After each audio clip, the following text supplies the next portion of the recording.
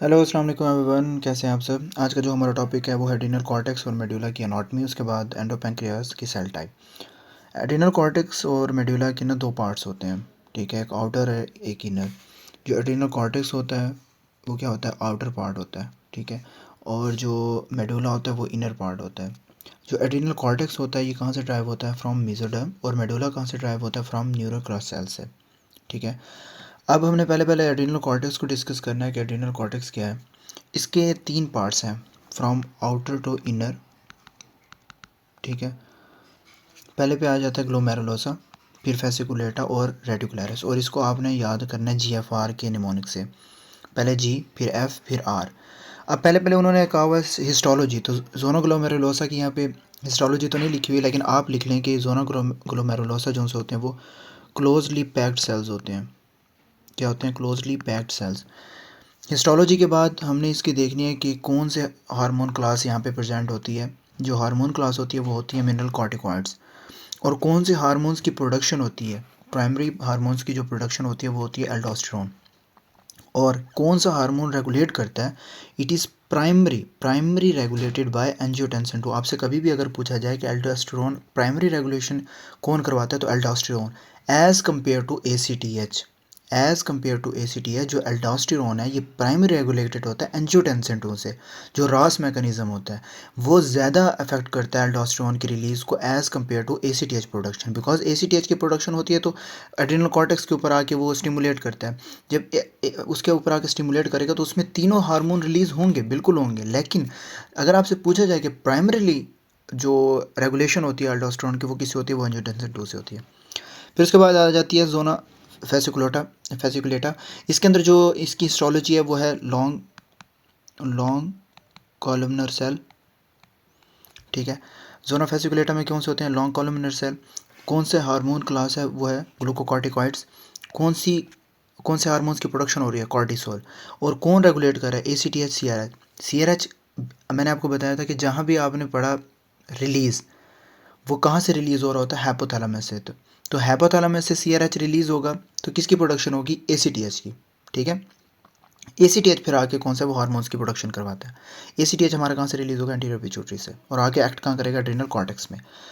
फिर आ जाता है जोना रेटिकुलरिस, और इसकी जो उनसी हिस्टोलॉजी होती है वो कहती है, इसके अंदर बहुत सारे सेल्स होते हैं। आपको यहाँ पे नज़र आ रहा होगा, there are network of cells. यहाँ देखो, तो इसमें कौन सी होती है, नेटवर्क ऑफ सेल्स। ये देखिए यहाँ पे आपको कॉलमनर, ऐसे कॉलम टाइप सेल्स नज़र आ रहे होंगे। और यहाँ देखिए ये आपको क्लोजली, बिल्कुल जैसे क्लोज पड़े होते हैं ना, क्लोजली पैक्ड सेल्स वैसे होते हैं। तो ये हिस्टोलॉजी होती है बेसिकली। और इसमें जो जोना रेटिकुलरिस है, इसमें कौन से हार्मोन की प्रोडक्शन होती है, जो सेक्स हार्मोन होते हैं उसको क्या कहते हैं, एंड्रोजन। और प्राइमरी कौन सा होता है, DHEA। इसमें एक और भी चीज़ भी आपने याद रखनी है जब हम फिजियोलॉजी पढ़ेंगे। वैसे बेसिकली ना ये जो सा पार्ट है ना, ये एनाटॉमी वाइज तो बताया गया है कि इसमें से ये हार्मोन्स की रिलीज़ है, प्रोडक्शन है। लेकिन एक चीज़ आपने याद रखनी है कि जब फिजियोलॉजी पढ़ेंगे तो इसके साथ आपका टेस्टोस्टेरोन भी पढ़ेंगे, एस्ट्राडियोल भी पढ़ेंगे, एस्ट्रोन भी पढ़ेंगे। तो इसमें बहुत सारे हार्मोन्स आ जाएंगे जो सेक्स हार्मोन्स लिखे हैं। वैसे ये दो जो से है ना, एंड्रोजन और कॉर्टिसोल, ये तो बेसिकली ये दो ही रहते हैं प्रोडक्शन वाइज। लेकिन ये जो सेक्स हार्मोन्स होते हैं इनमें बहुत ज़्यादा हो जाते हैं, आपके टेस्टोस्टेरोन भी आ जाते हैं, इन्वॉल्व हो जाते हैं। DHE के बाद टेस्टोस्टेरोन बनता है, फिर उसके बाद आपका क्या कहते हैं अपना एस्ट्राडियोल होता है, फिर वो रिवर्सिबली इरिवर्सिबली चेंज होते रहते हैं उससे। और इसको रेगुलेट कौन कर रहा होता है, सेम ACTH और CRH। इसके बाद आ जाता है आपका मेडुला। मेडुला क्या इनर पार्ट है। अब मेडुला के अंदर कौन से सेल्स होते हैं, वो होते हैं क्रोमाफिन सेल्स। ये वाले जो से सेल्स होते हैं वो कौन से होते हैं, क्रोमाफिन सेल्स। कौन से हार्मोन की रेगुलेशन हो रही है, कैटाकोलामाइंस। सिंपल इज़ दैट, आपने जहाँ भी पढ़ा है कैटाकोलामाइंस कब रिलीज़ हुए हैं, वो कब रिलीज़ हुए हैं, फाइट एंड फ्लाइट रिस्पॉन्स में। कहाँ पे रिलीज़ होते हुए हैं, फाइट एंड फ्लाइट रिस्पॉन्स पे। कि हमारी बॉडी, आपने किसी ऐसी चीज़ को देखा जिससे आपको डर लगता है, हमारी बॉडी के अंदर फ़ौरन से क्या रिलीज़ होते हैं, कैटाकोलामाइंस। और वो कौन से हार्मोन्स रिलीज़ करवाते हैं, epinephrine, nor epinephrine. Hormone class कौन सी है, कैटाकोलामाइंस। रेगुलेट कौन से हार्मोन्स की प्रोडक्शन हो रही है, एपिनेफ्रिन, नॉर एपिनेफ्रिन। रेगुलेट कौन कर रहा है, पैरा गैंग्लियोनिक सिंपैथेटिक फाइबर्स।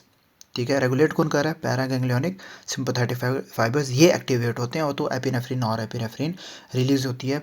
हमारा फाइट एंड फ्लाइट रिस्पॉन्स में हमारी हार्ट रेट को इंक्रीज़ करवाता है, प्लस हमारा बीपी जो है वो इंक्रीज़ करवाता है, ग्लूकोज की जो सिंथेसिस है या लेवल है उसको इंक्रीज़ करवाता है।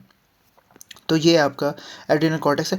यहाँ पे जितने एनाटॉमी लिखे इट्स मोर देन एनफ, लेकिन इसकी जो मोस्ट इंपॉर्टेंट पार्ट है ना वो हमारा फिजियोलॉजी का है। फिजियोलॉजी और पैथोलॉजी वो इंपॉर्टेंट है। वहाँ पे हम जब आप इसको डिटेल डिस्कस करेंगे वहाँ पे भी सेम चीज़ें ही डिस्कस होनी है, ठीक है। लेकिन वो जो पार्ट है फिजियोलॉजी और पैथोलॉजी का वो ज़्यादा इंपॉर्टेंट है और वहाँ पे आपको हर चीज़ क्लियर हो जाएगी, इवन दो एनाटॉमी भी।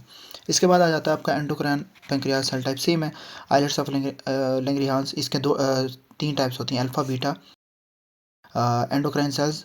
अब इसमें क्या होता है, अल्फ़ा कौन से होते हैं? अल्फ़ा ऐसे सेल्स होते हैं जो रिलीज़ क्या करवाते हैं? ग्लूकागॉन। और जो ग्लूकागॉन होते हैं वो क्या करता है हमारे बॉडी के अंदर, क्या करता है? रेज करता है ग्लूकोज लेवल को हमारे ब्लड के अंदर, ठीक है। बीटा कौन से होते हैं? इंसुलिन, जो क्या करते हैं? सिक्रीट करते हैं इंसुलिन। क्या इंसुलिन का काम क्या होता है? इंसुलिन का काम हमारी जो ब्लड है उसमें तो ग्लूकोज का लेवल क्या करना होता है? लोअर ब्लड ग्लूकोज लेवल, ये इंसुलिन का काम होता है। क्यों? क्योंकि ये ब्लड से हमारे जो मसल्स होते हैं उनमें क्या कर देती है? स्टोर करवा देती है, ताकि जब हमारी बॉडी को नीड हो तब फिर वो यूजेज हो। लेकिन बेसिकली काम इंसुलिन का क्या होता है? हमारी ग्लूकोज लेवल को लो करना। और इम्पॉर्टेंट अगर वैसे देखा जाए पॉजिटिव एस्पेक्ट से, तो इसका काम क्या होता है? हमारी जो इंसुलिन है उसको क्या करना? स्टोर करना हमारे मसल्स के अंदर। फिर होता है वो क्या आता है? सोमैटोस्टेटिन। सोमैटोस्टेटिन का क्या है कि जो ये क्या करता है? इनिबिट करता है किसकी? इंसुलिन और ग्लूकागॉन की प्रोडक्शन को। आपने सोमैटोस्टेटिन एनालॉग पढ़ा होगा, ठीक है। तो ये बेसिकली इसका काम ही सेम है कि हमारी बॉडी के अंदर जो इंसुलिन और ग्लूकागॉन है इसकी जो प्रोडक्शन है उसको क्या करना? इनिबिट करना। इसके बाद हमारे ना ये कुछ हार्मोन्स आ जाते हैं, hormone ADH, CRH, dopamine, GHRH, gonadotropic releasing hormone, मेलेटो, ऑक्सीटोसिन, प्रोलैक्टिन, सोमैटोस्टेटिन। ये जितने भी हार्मोन क्लास हैं आप इनको एक दफ़ा सिर्फ देख लीजिएगा, ठीक है।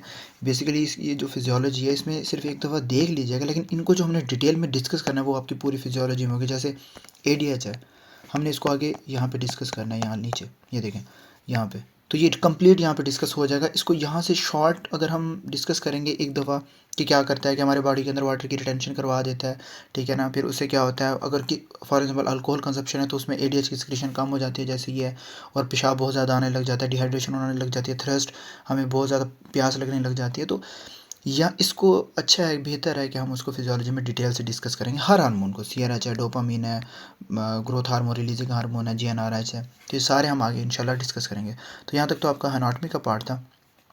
नेक्स्ट हम इंशाल्लाह फिजियोलॉजी स्टार्ट करेंगे। तब तक के लिए अपना ख्याल रखिएगा। अल्लाह हाफिज़।